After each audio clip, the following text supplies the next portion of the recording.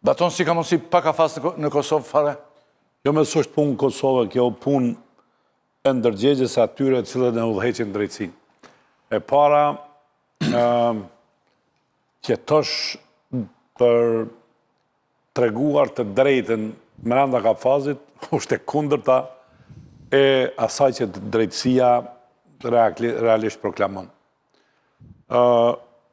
Se ka një kohë, ose nuk e di momentin e saktë kur, por vitet tëra ka qenë mungesa estetikës totale, ato hekurat brenda sallës gjyqit, që ishte citat për turp. Dhe me thënë, fajti kemi edhe na, që asnjëherë nuk kemi kërkuar që një sa një vrasht të jetë në një sallë drejtësie. Se nuk shkojnë bashkë ato dyja.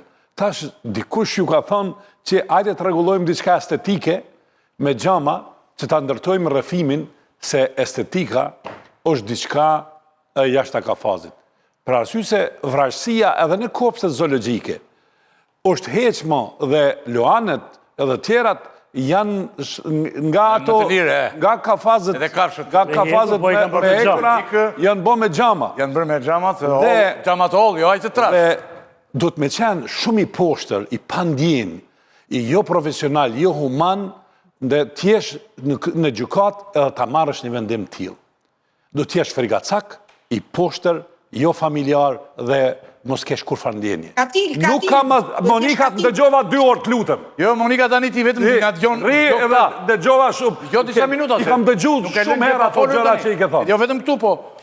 Dhe nuk ri pa folur fare. Dhe ajo që mu më bën përshtypje, si është e mundur që ai njeri kthehet në shtëpi, se tash ta moralizojmë tamam me ndjenjen e humanitetit, dhe të jetë me ndërgjegje para fëmijëve e familjes që dikush mund të jetë brenda kafazit. Kjo as kopsh zoologjik nuk është. Dhe me thonë, ti e trajton njeriu si kafsh. Kafsh të rrezikshme se nuk ka shtet dhe policë që e ruajnë atë. Po si është e mundur që një shtet ekziston duke ruajtur dikën që gjykohet brenda kafazit? Po çka nëse ai njeri lirohet? Çfarë do t'i thotë gjyqtari kafazit? Gjëja e parë që do të bë, do të fut në burg ai gjyqtar, që merr vendimin për kafazin. Gjëja e parë. Dhe kjo është e poshtër, kjo është e pandërgjegjshme që nuk shkon me demonstru para gjykatës për kafazin. Dhe e dyta, unë kësha pas qef edhe Monika të ishte në kafaz, që bashkë me Ilir Metin dhe nanën e vetë, mos pranojnë gjyq brenda kafazit. Çaj vyna i gjyq brenda kafazit, le ta denojnë Ilirin ashtu që është. Kjo morja Zotit. Dhe me thonë çfarë shteti dhe demokracia kemi, kjo është që ky vend s'ka as parlament, s'ka as qeveri, as s'ka as një gjë tjetër. Për faktin që njeriu dënohet në kafaz. Si është e mundur? Erion Velia i vendosi ta bojkotojë. Dhe jo, une dua që presidenti im, ish kryeministri, edhe ish kryetari i kuvendit të di pse ka vjedhur dhe pse është i korruptuar. Kaq duhet. Tregoj duhet ta di pse dënon. Tregoj popullit shqiptar ta shikoj konkretisht. Ne po themi drejtësia është e varur. Jo tani del një njeri me një kamerë kështu, pastaj një tjetër. Jo nuk është thjesht me mbrojt metëm, ajo është me bë transparencë publiku. Tani un kam spagu shpindur që i ka provë. Ne do të jemi në proces. Sa i rëndësishëm është ky proces, shikojmë për drejtësinë. Patjetër sa filloi. Velis dhe tjetri sapo ka filluar. Nëse do dënohen pa prova këta njolloset drejtësia më keq akoma e të gjithë dhe ka të drejtë bërtas ose Monika Jurikimi e të gjitha. Siç tham. Ky është njeriu që mblodhi firmat e bëri 140 vota. Unë kam edhe një pyetje Hoxha në kjo pjesë jeti. Rozhan ndihmojnë çikë të pi një kafe Arlin Qori se ai është strikt dhe i përmbahet rregullit orarit, që mos na thotë gjë. Të pi një kafe të gjitha dhe do vonojmë 10 minuta dhe i kërkojmë ndjes, se është për pjesën e dytë ai, bashkë me kolegët. Tani, 2 pika kisha unë, që ti mund t'i përmbledhësh në qoftë se s'ka rëndësi kjo e para, kreu i Spakut ka raportuar sot në KLP. Po që se ka thënë një shumë të rëndësishme, ne ta themi këtu. Po që se po s'ka thënë, kemi një ekzekutim burë e grua në Lezhë. Jakmarrja ishte thonë të gjithë, po vazhdon historia e shpellave, është akoma më tronditëse se sa një bandë një drogë të gjitha, është shumë tronditse, që në kohën më moderne që jeton bota, këtu vazhdojnë gjakmarrja. Ka një mendim për të, se pas sot ditë me dhe ishën gjakmarrja.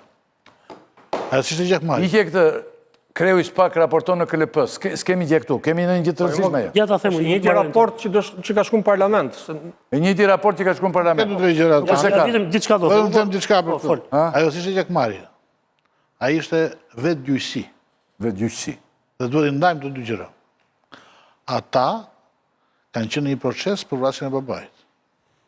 2 shkallë gjykatës i nxorën të pafajshëm këta, viktimat e të njëshme, gjykata e lartë e pa dhe e ktheu procesin e para. Dhe procesi u kthye nga e para prapë dhe tani është në apel, po apeli s'punon më, se drejtësia e ka dështuar. Dhe ata nuk mund të prisin 10 vjetë pritën për drejtësi, ndoqën shkallë dhe gjyqin në durim, dhe pastaj humbën durimin. Kjo është vetë gjyqësi, unë s'po them që ata bën mirë, por kjo nuk është gjakmarrje. Gjakmarrja është kur pavarësisht drejtësisë, të vjet drejtësia ti vepron. Ne s'kemi drejtësi dhe kjo është vetë gjyqësi. Dhe për të janë bashkë autor ata që kanë dhënë vendimet e pafajësisë dhe ata që nuk bëjnë gjyqin sot. Orxha, ç'është kjo ngjarje? Tani. Tu të ndalim, pastaj nëse kemi në një fjali për Kjo është një ngjarje simbol në fakt, për mënyrën se si, sepse është edhe qarku aty që janë disa raste të tilla që nuk po gjejnë dot zgjidhje. Dhe mbi të gjitha kanë të shmuar që sistemi nuk ka funksionuar. Ngjarja e fundit për vrasjen e Krishnik Mojecit dhe bashkëshortes së tij, sepse është vrarë dhe bashkëshortja e tij dhe kjo e ka bërë ngjarjen dhe më të rëndë. E ka nxjerrë dhe jashtë atyre kontureve të justifikimit që jo po ishte kanuni, jo po ishte hakmarrja. Pra, është vrarë mbi gjitha dhe një grua në këtë ngjarje. Tani, Zallafilla është në 2016. Autori kryesor i dyshuar për këtë ngjarje, i cili është viktima pra është djali i viktimës 2016-s, i Genc Mihillajt. Pra, në atë kohë që ishte vrarë babai e ka qenë 13 vjeç. Nga mosha 13 vjeç deri sot. Ka shkuar 10 vjet domethënë. Ka shkuar çështja në shkallën e parë në Lezhë, në Shkodër. Shkodra i kanë nxjerrë të pafajshëm, i ka liruar, se kanë qenë të arrestuar 3 vëllezrit. Rasin e kanë nxjerrë të pafajshëm. Pra, 3 vëllezrit Mojeci. I kanë nxjerrë këta të pafajshëm. Kanë shkuar në apel, e ka çuar prokuroria. Apeli i Shkodrës nuk e ka pranuar ankimin e prokurorisë. Ka shkuar në gjykatën e lartë. Gjykata e lartë e ka kthyer çështjen në apel por ta gjykojë një trup tjetër gjykuese. Vendimi i gjykatës së lartë është marrë në 2024. Nga viti 2016 deri në 2026, ai fëmia nga 13 vjeç është bërë 23, i rritur me mllëf, me urrejtje, duke parë dhe këtë padrejtësi që i ndodh, atëherë ka gjetur këtë mënyrë ta zgjidhë. Ka marrë dy kushërinjtë e tij, pra 2 djemt e Xhaxhait, i ka dalë në prit. Ngjarja është shumë e ngjashme me atë që ka ndodhur në 2016. Në atë kohë viktimës i kanë dalë, i kanë bllokuar rrugën, e kanë qelluar, e kanë vrarë. E njëjta gjë ndodh tani. Ndryshimi vetëm në këtë rast është që kanë shkuar me 2 makina, e kanë qelluar në breshëri.